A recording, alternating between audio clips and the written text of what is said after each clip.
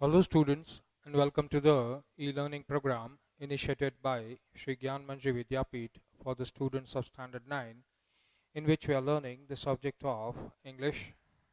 Students, from today we are going to start with a new chapter in the supplementary reader, that is chapter number 6. Students, we already know that we have completed 5 chapters from the supplementary reader, that is moments. So let us take a look at what we are going to learn today. Moments, that is the supplementary reading. Chapter number 6, name of the chapter is Weathering the Storm in Ursama. Weathering, here weathering, weather means the overall change in the atmosphere we have in a day. Sometimes it can be just one continuous type of weather in a day, that is sunny. Whole of the day it is sunny. Sometimes it might be sunny and breezy, a little bit of a breeze going on for the whole day. Sometimes it can be sunny also and windy also. Sometimes it can be cloudy and can be quite a dull day. Sometimes it can be drizzle whole of the day. So season, we're not talking about seasons, we are talking about weather on a particular day, right? So weathering here means facing a challenging, and because it pertains to the weather, it pertains to the typical climate that we have all around the year and for a continuous span of time. So here weathering does not have anything to do with weather or climate or the seasonal change that we have. Here weathering means braving or challenging or facing the storm in Arsama. Arsama, it's a place in Orissa. Now, before going on with the chapter, let us be clear about the climate of Orissa, because Orissa normally in one year you will at least have 3 to 4 cyclones per year, because of the low pressure that is created in the Bay of Bengal. And that low pressure becomes, that's a depression, right? And the high pressure winds from nearby, that is the land, tries to cover up that pressure and equalize it, and because of that storm happens. Now sometimes it might be a small storm, sometimes it might be a very strong storm, sometimes it might be a cyclone with speedy winds and a lots of rain. Sometimes that cyclone turns quite destructive, quite devastating, and especially the area which is found near the shore, that is the seashore, right? Some 50 kilometers seashore, that gets severely hit by the cyclone time and again, right? So lots of destruction and devastation is caused over here. People's life, it normally comes to a standstill during these 15-20 days, because uh, because of lots of destruction that has happened. People become homeless and they again have to make their makeshift homes. We are talking about poor people, and not only poor people, all the people living in that area, right? Sometimes flooding happens, and floods, they cause equal damage to the rich and the poor, right? Sometimes the floods and the storm is so strong that it destroys even the pakka houses, cement houses, right? All the houses nearby the seashore that's affected by the storm or the cyclone, right? Ground floor is filled with water. You have to go to upstairs. Sometimes level rises above there. You go to have to take shelter on the roof or on the terrace, and you have to spend quite a lot of time over there. Is sometimes stretching up to 1 week, etc., or 2 3 days minimum, so that you have to wait till the water recedes. And the main problem is not about the flood, not about the destruction it causes. The um, most important phase of the storm is after the water recedes. Yes, when the water level goes down, then you get the complete scenario in front of you. Everything, it is wet, everything water everywhere, water is stagnant. Yes, corpses, of human beings, carcasses of animals, everything is lying here. But then the danger of some major disease spreading out happens because of the dead and decaying living matter. So before the storm, during the storm, after the storm, it's quite it's quite a cruel, crushing time for the localites over there. So it is about, this story is about a brave young man. Yes, and we get the complete scenario of the cyclone, before the cyclone, after, during the cyclone, and after. Yes, so, weathering the weathering the storm in our summits, written by Harsh Mandir. Uh, Quite a fluent language without much uh, hard words, right? So it becomes easy for us to picturize whatever the author is trying to tell us. Yes, we do not need much thought about some difficult words. We do not know the meaning of that, right? We have to, and that breaks the uh, excitement that is created in the story, the depth with which the story is created. We see all that quite in a very fluid and fluent language, because the author has been trying to he's not trying to teach us English over here. He is trying to picturize the scenario in front of us, that this is the way that many people live during the storms that happen on and off on the coast of Orissa. The cyclone that hit Orissa in October 1999 killed thousands of people and devastated hundreds of villages. Now, we know 1999 2000 was not that much um, of, we can say, era where science and technology had developed, but it hadn't reached uh, its peak over there, right? And the advancement of science and technology was not felt by the majority of Indian people, though science and technology had advanced in other parts of the world, right? They were also struggling, but they had advanced in that. And uh, what we have today, with the help of satellites, with the help of the images that we get from satellites, a pre-warning of the storms, etc., can be given, right? Some of these natural disasters, lots of damage to man and material can be avoided because we are pre-warned about this situation, right? Right now you must have seen lots of storms that have hit the coast of Gujarat, the state of Gujarat, recently 2 3 times.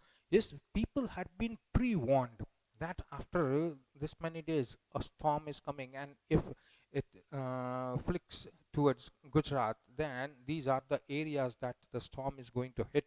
And days before, whole of the areas were evacuated. No person was living over there, and people were able to collect their valuables and go to a safe place. So ज़्यादा से ज़्यादा क्या होगा, झोपड़ा वोपड़ा है, कोई कच्चा पक्का मकान है, उसको शायद डैमेज होगा, but that is not that much devastating and destructive to men and material. But in those days, इतना facilities नहीं थी that the government had that much time to uh, do the evacuation of people and transfer the goods and material, valuable goods and material in time, so that the destruction level can go down. So we are talking about those days.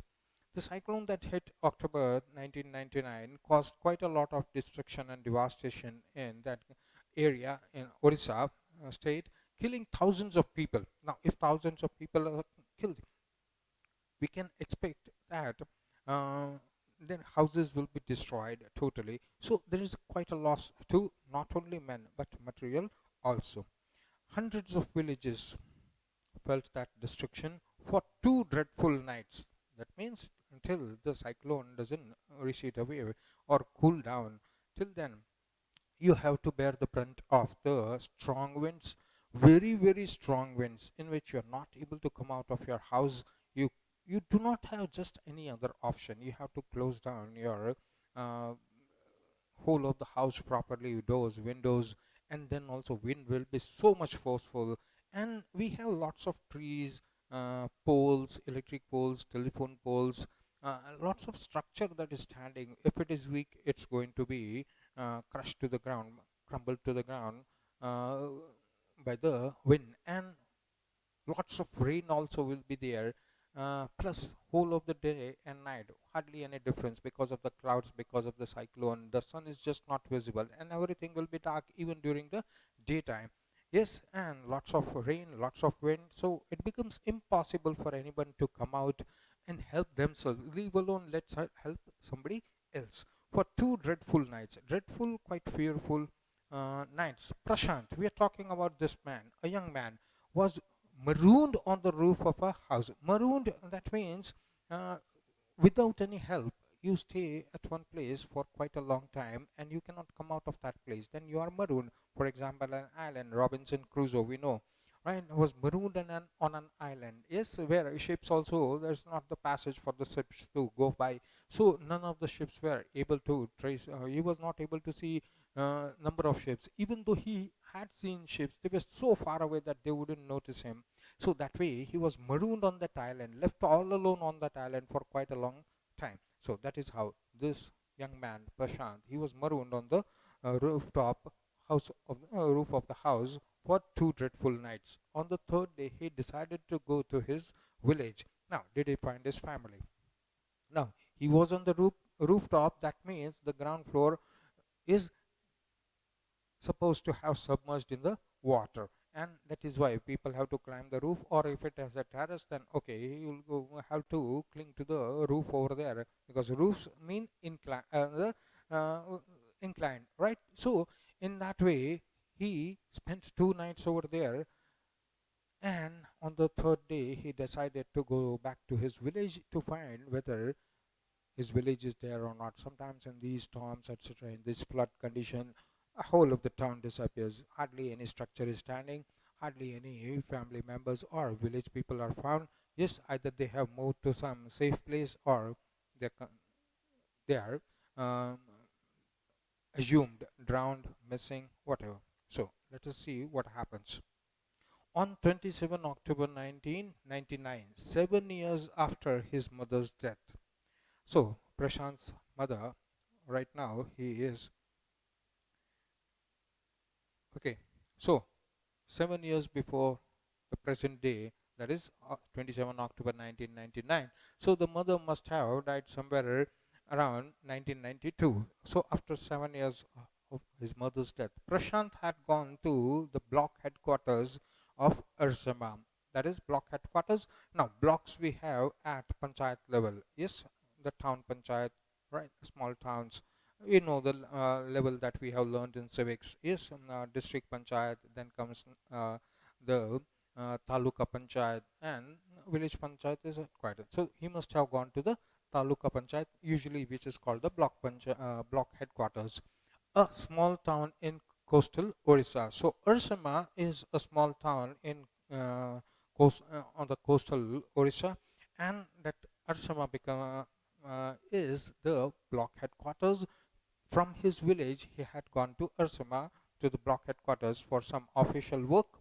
Then might have stayed at someone's friend's house, some 18 kilometers from his village. So the block headquarters, that is Ursama, was 18 kilometers away from his village. He had traveled to Ursama on some official duty to spend the day with her friend. So might have some work at the block headquarters, finished that, and must have gone to the friend to stay a night with him.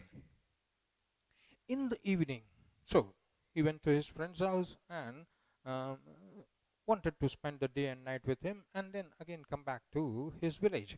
So in the evening, things started going from bad to worse.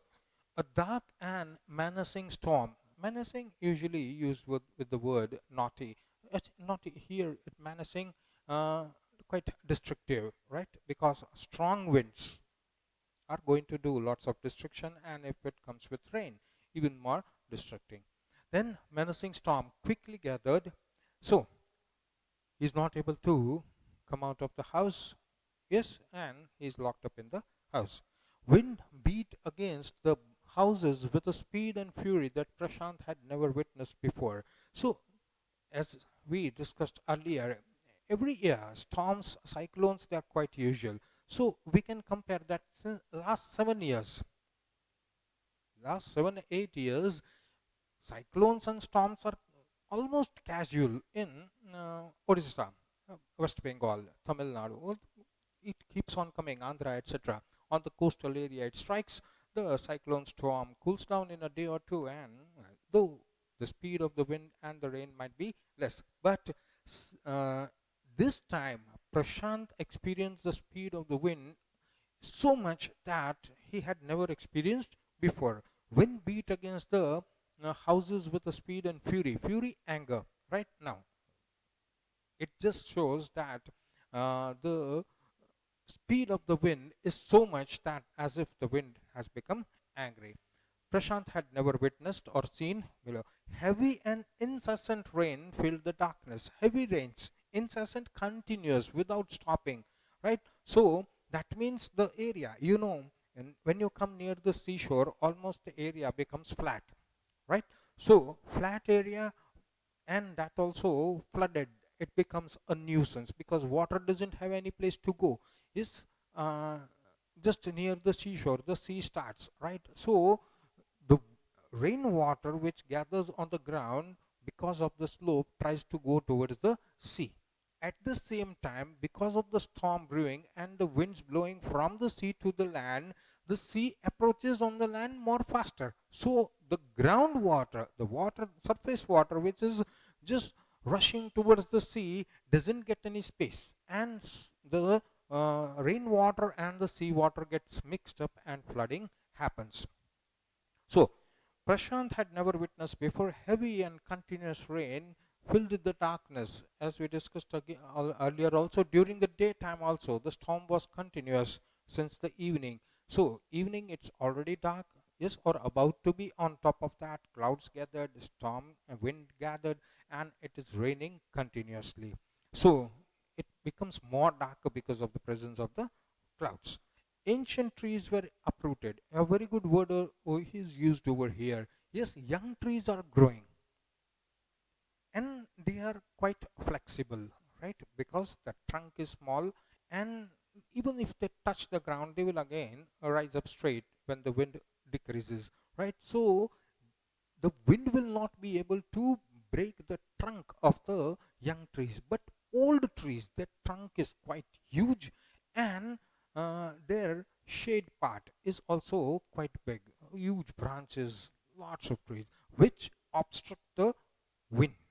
Now if the wind is quite forceful, it will keep on pushing the tree down to the ground, and so the tree will be uprooted. That means the roots will be shown and the uh, tree will be fallen on the ground. Now we know usually trees grow around the houses. So what happens if an old tree, instead of using the word old, ancient is used over here, what happens if the old tree falls on the house?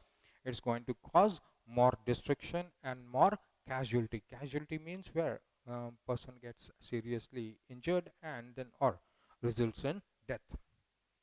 Ancient trees were uprooted and crashed to the earth. When a very old tree, because of the wind, crashes down, it creates a huge noise. Yes, because such a powerfully strengthy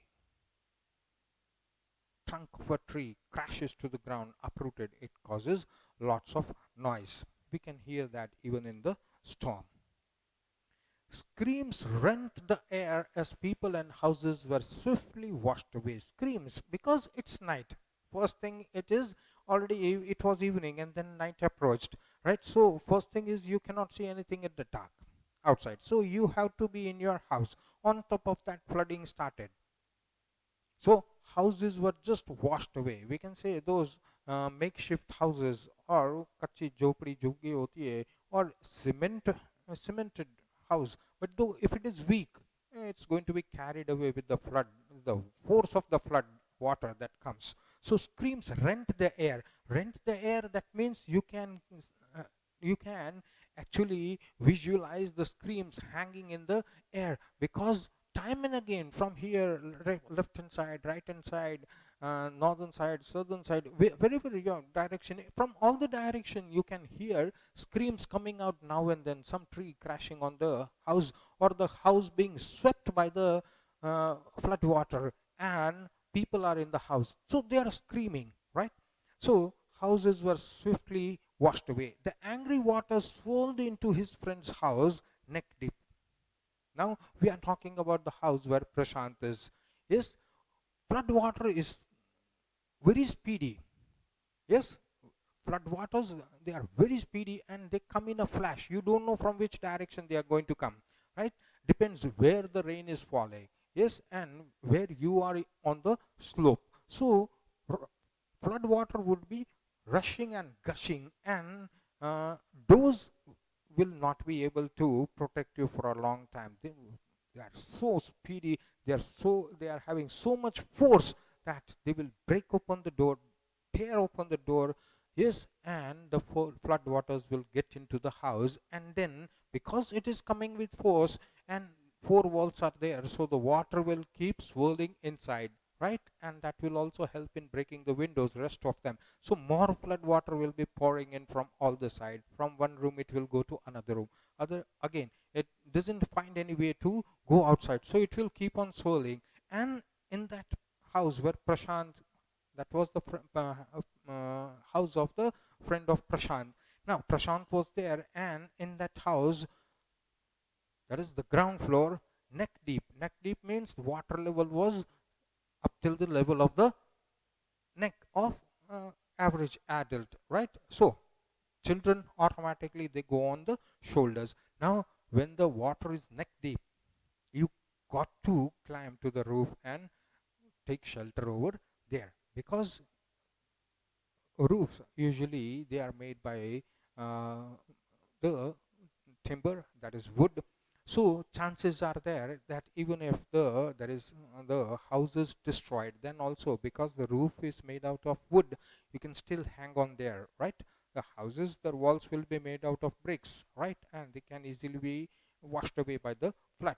So and second thing is, along with that flood of water, lots of animals also, like snakes and rats, etc., they will enter the house. So for safety purpose, you have to climb to the roof. The building was of brick and mortar. That means it was a pakka house. Mortar, mortar, that means a mixture of cement and sand, that is we say plaster, right? And bricks, wall banane ke liye jo beech mein do bricks ke beech mein lagate hai, that is also mortar, and was strong enough to survive the devastation of the wind's velocity of 350 kilometers per hour, right? Recently we had a storm in Gujarat. The speed was somewhere around 120 to 130. Some places it might be above 150, but then 350, right?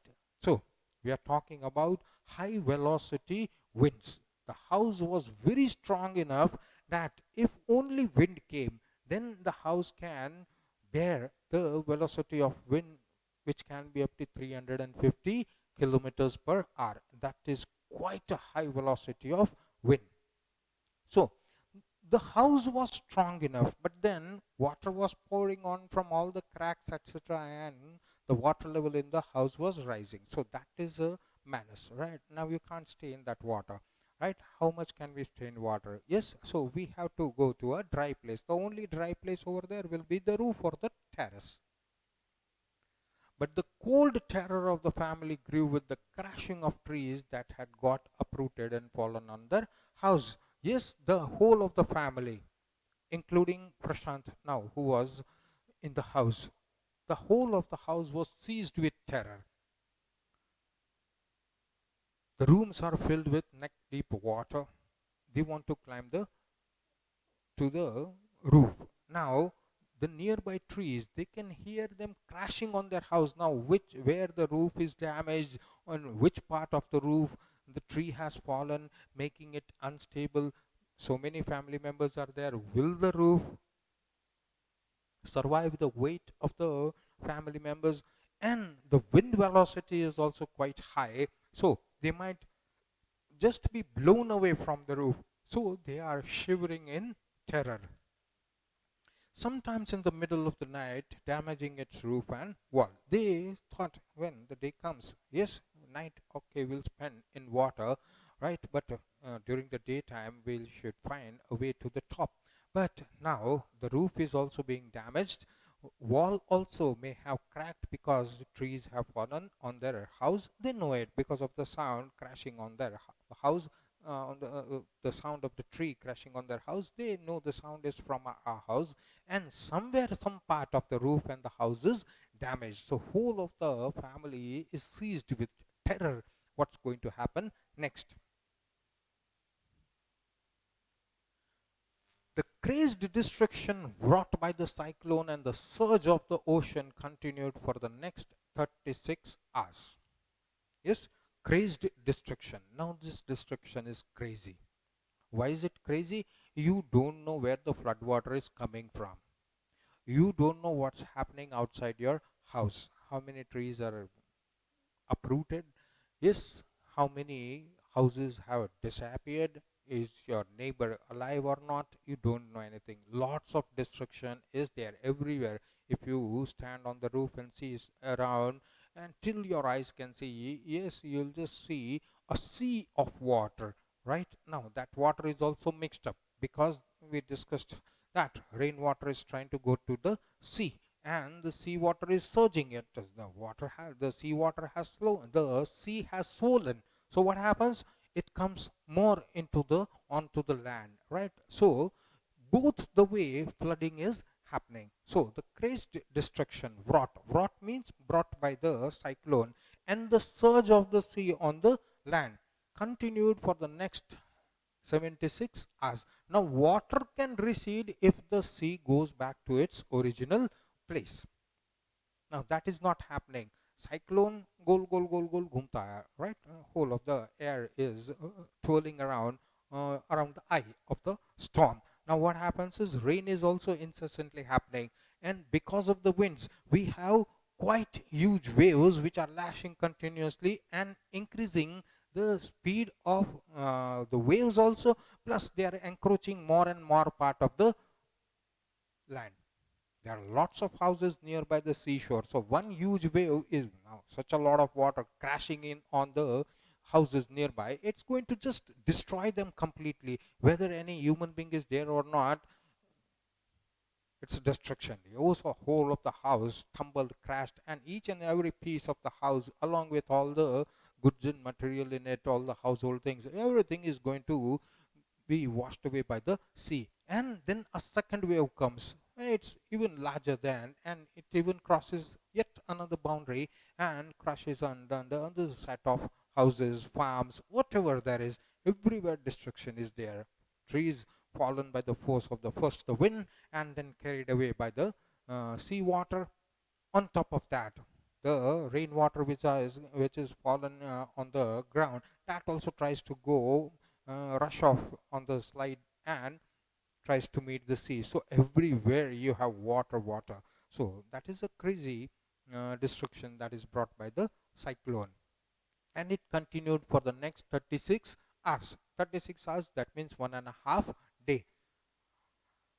Although with wind speed had reduced somewhat by the next morning. Next morning, wind speed had reduced. It didn't stop, right? So from 350 kilometers might have come down to 200, maybe 180, maybe 150. So that we can say reduce, but still it is very, very dangerous to stay exposed all alone on the roof. Yes, from anywhere something might come and hit the house, and all the people will die. To escape waters rising in the house, Prashant and his friend's family had taken refuge on the roof. Now it's daytime. The wind has reduced. The rain is still there, right? And everybody is drenched in water because they were living in water. Yes, neck deep in the house. And at that time in the night, they can't go and take refuge on the roof because it's equally very dangerous with strong winds over there. That will just blow them off the roof, and if little bit you lose the balance of yourself, you are going to fall down in the flood waters, and the flood waters will carry you away in a zoom, and then you don't know where you are, right? So you have to wait till next morning. Till next morning, the speed of the wind reduced a little bit, and they took the opportunity, whole of the family of Prashant's friend, including Prashant. Now, they took the refuge shelter on the roof. Prashant will never forget the shock he experienced at the first glimpse of the devastation brought by the super cyclone. Now we come to a very good word that's called super cyclone, right? Super cyclones are those where it is they have levels, right? A storm level number 1, level number 2, level number 3, then cyclone level number 1, level number 2, 3, that way, right? It depends upon the speed of the wind, right? Super cyclones will be anywhere starting from 150 to 180 kilometers per hour की speed होती है. उसके ऊपर वाले जितने cyclones है, they are called super cyclones, right? So when in the morning they took refuge on the or shelter on the roof, then they can see clearly around them. And Prashant was shocked by what he saw all around him. All around him, he could see only water and water. Goods, material, household, all the things floating in the water here and there, dead body of people, animal, birds, everywhere, just floating in the water. That is destruction, right? So he experienced the first glimpse, first look that he had on the destruction of the cyclone.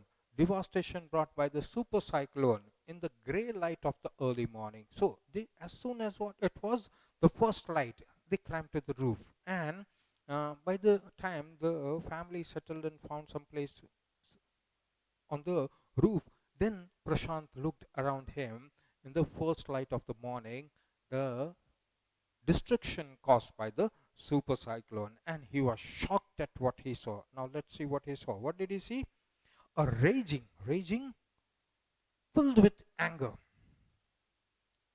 always surging. That means the size bulging, raging, deadly, quite dangerous. Brown sheet of water. Now, why brown sheet of water? Yes, rain was continuously falling on the ground. Yes, so the soil, जो उसका color है, that will get mixed up with the rainwater. Plus, rainwater is coming down from a height, so it will bring all the soil from there. So it will not only be muddy, it will be having dark brown color because of the color of the soil. So that is that brown sheet of water covered everything as far as I could see. Wherever your eyes you lay all 360-degree, what you see is complete brown sheet of water, surging, raging in anger. Yes, because it doesn't have space. The sea water doesn't allow the flood water to go meet the sea. So it will keep on swirling. Wherever it finds space, it will keep on moving. And whatever is floating in it, that will also keep on moving from one side to another. Raging, deadly, dangerous. Yes, you cannot put your foot in it.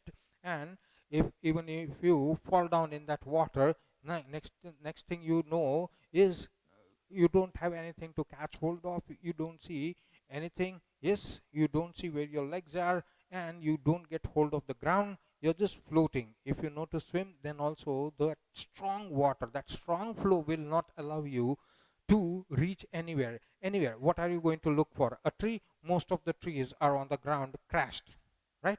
So you literally do not have anything to get hold of, and how much strength will be used continuously keep on fighting with that water? So it's quite dangerous, it's quite deadly. Only fractured cement houses. Very good set of words used over here. Fractured. What is the meaning of fractured? Broken. So instead of using the word broken houses, the author is using some good words. Fractured, broken. So most of the houses were in broken condition, right? Only fractured, and that also cement houses. We are not talking about makeshift houses or juggi jopdi. That already disappeared, out of trace. Whether any human beings were in that, because this storm came without a warning, right? The government was not able to warn them, and that is why so much destruction happened, right? And people didn't have time to evacuate and go to a safe place. So cement houses, that means the wind was so strong that even the cement houses which were weak, it automatically breaks them at the speed of 350 kilometers. On top of that, rest of the work will be done by the flooding waters. They will hit the house with such a force that it's going to break the house and carry off whatever it can. So fractured cement houses still stood in a few places. Some of the houses were still seen standing, but most of the part was broken, right? Half of the house carried away by the flood waters, and whatever remaining people were accumulated over there, finding a little bit of space to put to set their foot, keep on standing and trying to protect each other. Blotted animal carcasses, whole of the water was blotted, filled with, yes, animal carcasses. The dead body of the animals is called carcasses, whereas dead body of human beings is called a corpse. Human corpses, right? So human dead body is not called carcass. Animal, it's called carcass, and human being dead body is called a corpse. So human corpses floated in every direction. Yes, the first sight. This is the first sight he saw early in the morning. The first sight shocked him because nothing is standing erect. Everything is on the ground, and nothing you can see on the ground because it is filled with water. And the water is completely dark brown color. Trees floating, household things floating, houses floating, right? Animal carcasses floating in it, human corpses floating in the water, right? So that is a shocking scene seen by Prashant the first time he goes on the roof. All around, even huge old trees had fallen.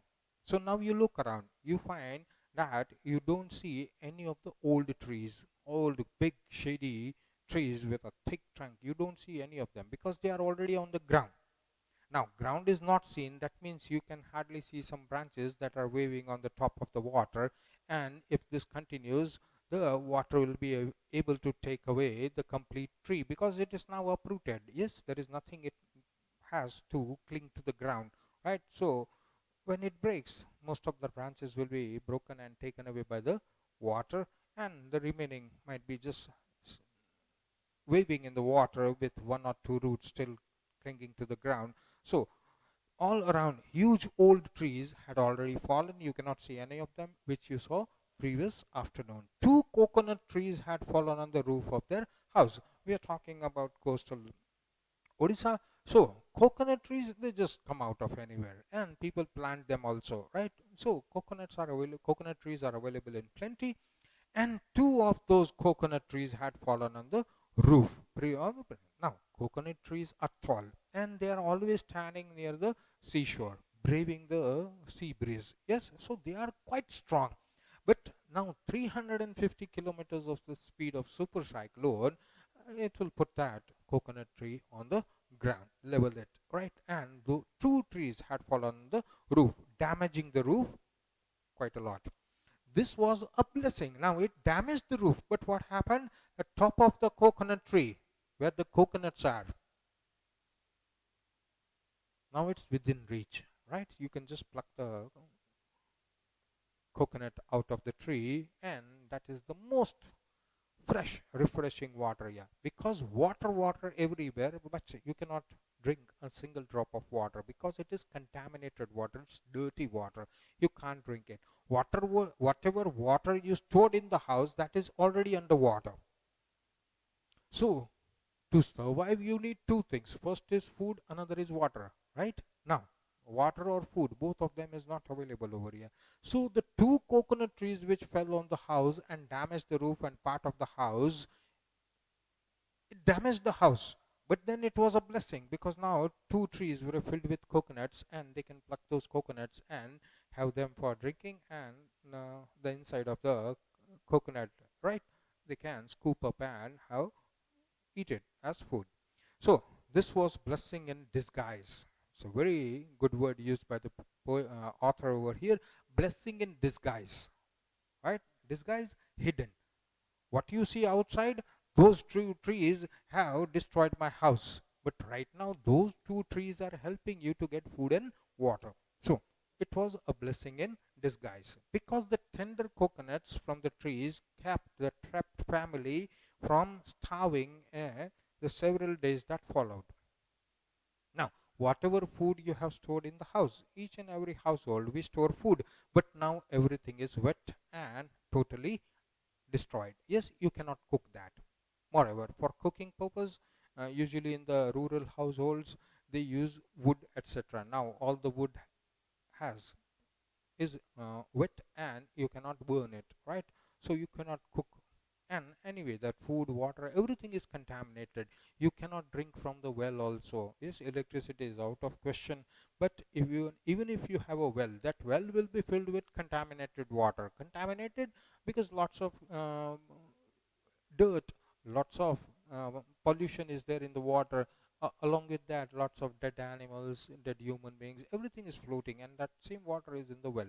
So you cannot drink water. You do not have drinking water. So the coconut tree which damaged the house is a sort of help in disguise, as if God felled the true trees, destroyed our part of the house, but then God also gave us food and water, because that coconuts, that tender, quite small one, right? But they're still growing.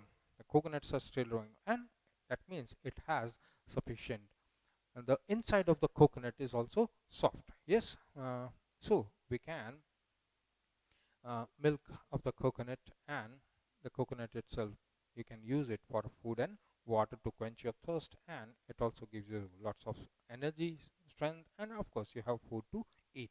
So for the trapped family, those two coconut trees lasted for quite a lot of time. The coconuts they had from those two trees was enough to quench the thirst and hunger of all the family members over there. So this family did not have any problem with food and water. They had sufficient coconuts to feed on. For the next 2 days,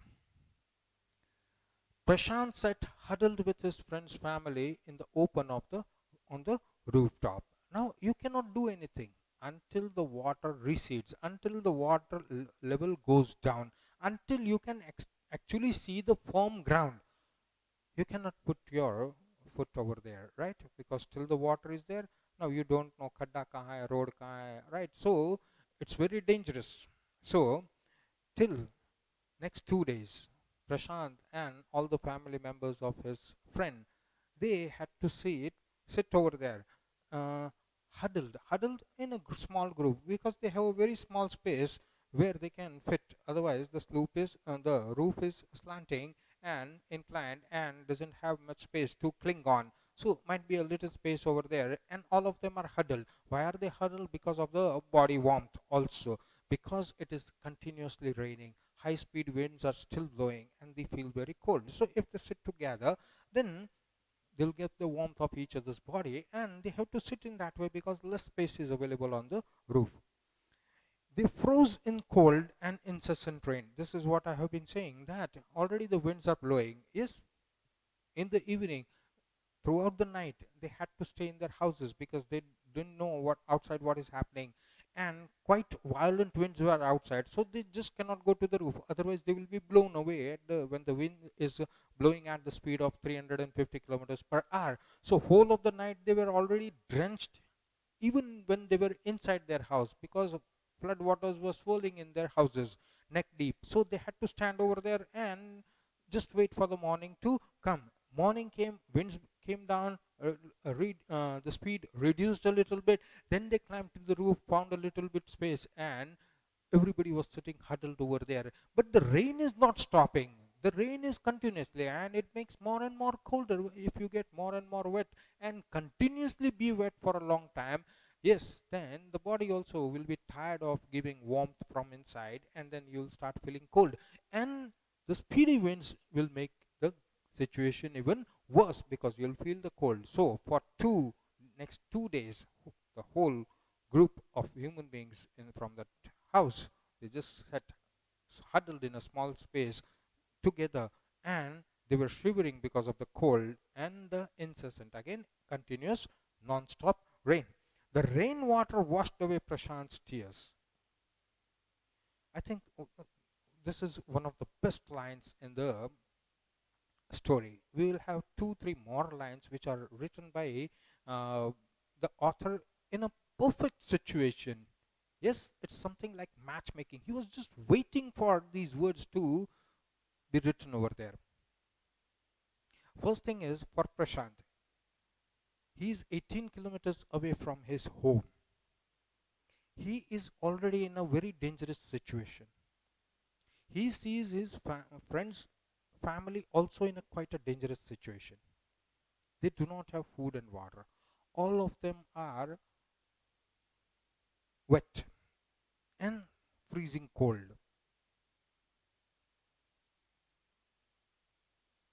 After some time, even the body doesn't help you that much. Yes, you just sit over there, cold, shivering. Yes, he is thinking about his family. What must have happened? If this is the scene over here, his house is still 18 kilometers away and near the coast. So what will be the scene over there? Will he see any of his family member alive? He is filled with that pain, with that terror, right? With the fright. He's crying. But he's out in the open on the roof. The rain is still lashing, and nobody, that is the meaning of the author, nobody will know that you are crying. A young man crying. Nobody wants to see that, right? Even Prashant doesn't want anybody to know that he's crying. But that cry comes from outside. Tears are just rolling down. He is not crying for himself. At least he knows he is right now safe. But he doesn't know a damn thing about his family. What will be the situation of his family? Will anybody be able to survive? He knows his house. He knows the speed of the wind. He knows the speed of the rain. He knows the speed of the super cyclone, the destruction that it has caused to this village. Nothing is standing. Will his house be standing? Will he, even if the water recedes after, say, 2 days, 3 days, 1 week, 1 month, when he will go back, will he see his village? Nothing will be standing over there. You won't find a single person over there, right? Leave alone your own house, your own family. You won't find anybody in the entire village, because whole of the village, might be it came in the night, whole of the village got swept away and nobody even knew about that destruction, and they were dead before they would know it. So Prashant is crying, but the tears, they roll out of the eyes, and before they reach the cheek, it get mixed up with the rainwater, and that is that line, beautiful line written, the rainwater washed away. Yes, God is creating this destruction, and God is helping him to rub away, wash away those tears with the help of rainwater, so that he is not embarrassed in front of his friend's family. He's crying. He's a young man. He's crying. Nobody should know that. So God is helping over here. Yes. So this is what human beings, we are great at. Hope. We, even in the grimmest of the situation, even in the darkest of the spot, we never lose hope. Yes. So here we see Prashant not losing hope because of the fright. He's afraid he will never see any of his family members again, right? He is saved, but will the others be saved? In the condition that they are right now, will these people also be saved? Will he be saved? All those worries make the young man cry. He hasn't seen all this sceneries before, right? The sorrowful, sadful scenery that is in front of him, everywhere destruction, right? Nothing standing, no human beings seen till your eyes can see, right? So he's crying, but the tears, they are washed away by the rainwater. So I think we'll stop over here for the day. Thank you, students.